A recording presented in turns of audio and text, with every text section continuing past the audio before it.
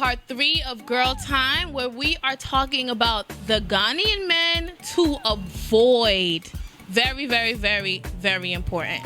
Now, we're going to talk about what do we call the I love you? Yes, I love you tweet, guys. Like, every minute, it's like, I just met you, but it's like, I love you. Yeah. Or you'll go on a date. This is like your first date. And then he's like, you know, I've seen you, you've seen me. Can we be in a relationship? Because I love you. I really love you. And you're like, sorry, I just met you. How did you figure that out? How did you figure that out that you fallen in love with me? What was it? And I go deep, like, I'm like, because I get so annoyed. What was it about me that told you that you're now in love with me? Like, really, please stop. I thought I was the only woman that did that. I've experienced that. I've experienced that here. The thing is that I'm a hopeless romantic. I'm a Pisces. We love love. It's sad because I believe in love. Like, I believe it exists. I believe it's there. It happens. And I believe that. But it grows. I think it grows. Do you love my dress? What is it? No. Hear me out. I believe in love at first sight. I believe that everyone has that person, that Adam or that Eve that's there for them. And you see this person and it's like, if it's genuine, your heart will feel it. Lust at first sight. I don't think I've ever lusted. Don't worry. Larissa will fall in love with some guy. That happens, but maybe not on the first date. Not on the first date. Maybe not on the first. I mean, but if you guys, somebody, you have a good conversation, you connect, and it's and for some women like me, it's the little things that make me fall in love with you. Like I said, ambition, your willpower. It's not all about what your money and this and this and this. Conversation, simple things to me is what make me fall in love with a man. Sense of humor. But I have. If you can make me laugh, then you won't get me to fall in love with you. I'm yours for the night. No, I'm yours forever. Just make me laugh. We're good. But I mean, I have met that guy who has been like, I love you. And I'm like, what? Wait, okay. So just like Larissa said, what is it that you love about me? When did you figure out you love me? So when you first met me, what were you thinking? And I give him these list of questions and he can't answer them, or he's getting frustrated, and it's like, I think they say I love you because they're trying to sleep with you. I think so too. No, because I feel like that in Ghana as well, especially, they feel like that is what a woman needs to hear in order for her to sleep. Yeah, in order for her to sleep with you. So once she hears that, yes, I've done it and it's gonna work. And it does work sometimes. But you can't pull that crap on no chick that's from overseas. We ain't falling for that. No, but it does work because women have come over here from abroad and ended up giving millions and thousands of pounds away because they've met someone. Those are desperate women. Like, regardless, they're from abroad. I mean, I can see. I mean, but if you're a smart woman, honestly, exactly. you would. I mean, no smart man would, even if he felt it on the first day, he's gonna hold back and not tell you because he's not trying to scare you away. You know, he wants to give some more depth to what he's saying so that when he finally says it, you know, it means something. But then again, I mean, there are some of us that chronic I love you sayers. I say I love you to my colleagues at work. At home, I shout it. I tell my dogs I love them. If I tell them I love you, it's like, might as well like be a greeting. Maybe they're those kind of guys, you know, maybe.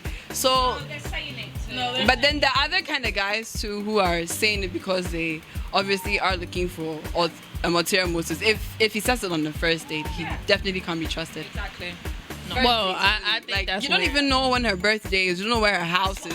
You've not spent color. What do I like to eat? Yeah. Yes, exactly. Yeah, I love it. Where do I live? Have you been to my house before? And you come to tell me this nonsense. Yeah, that's me. Oh, yeah. Well, there you have it. Stop saying I love you when you first meet a woman. It ain't gonna work. They're getting smarter. Some Ghanaians have actually said to me, like, I was speaking to a friend and she was born in Ghana and everything, and I think I was dating a guy and she was like, has he told you that he loves you yet? And I'm like, why would he? I haven't known him that long. But see, for some people, that is like the next step.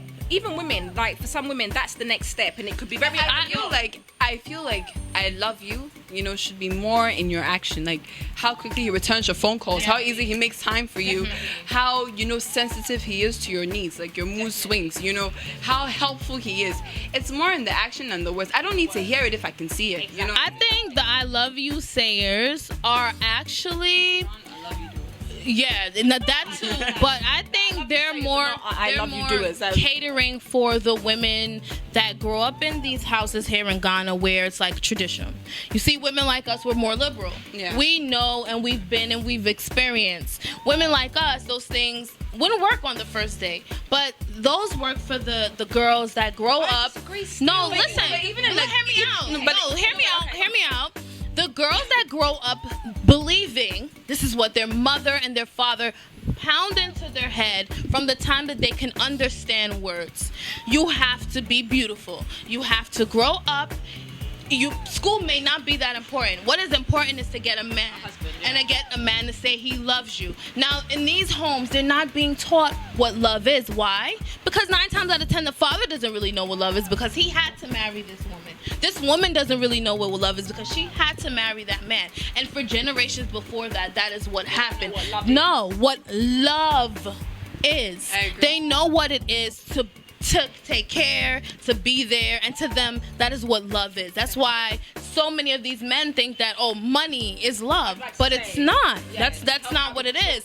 So exactly. So then you get these girls. Yeah, but I agree with her. I think that especially from a typical Ghanaian background, you hardly even hear your parents say, "I love you" to you. Don't see them hug. You don't see them exactly. Kiss. You don't see that in the house. So you don't. I mean, so when somebody tells you that I love you, it's very big. The person becomes the standard. So even if it's not the standard to you, that's all. So you think these men aren't seeing these things? They have sisters, they have aunts, they have mothers, so they see these things. And like I said, men are smarter than what we think they are. They learn, and they use these things against the women that they are dating. It's sad, but it's the truth. I have brothers, I have uncles. I was about 9 years old, and my uncle turned to me and he said to me, and I love him to this day for this. He turned to me and he said to me, "Men are dogs." And I said, "But Uncle Lee, you're a man. You're not a dog. Why would you say these things to me?" And daddy's not a dog, and granddad's not a dog. And he would say to me, "Listen, I'm a man, and I'm telling you this for a reason. Men are all dogs." Not all of them. They're not. I don't believe that they are. But he's very loyal to me because I pet him. But exactly. See, if you pet them and stroke them and feed them, they'll be loyal. But I understood what he was trying to say. Men, they prowl and they feed off of these things. And this is why you get so many of those men saying, "I love you," and you're saying it like, "I'm not that girl. I seen love. I know what it is." You get what I'm saying? So it's sad. Yeah. And let's talk about these stingy guys before we go. These stingy ones.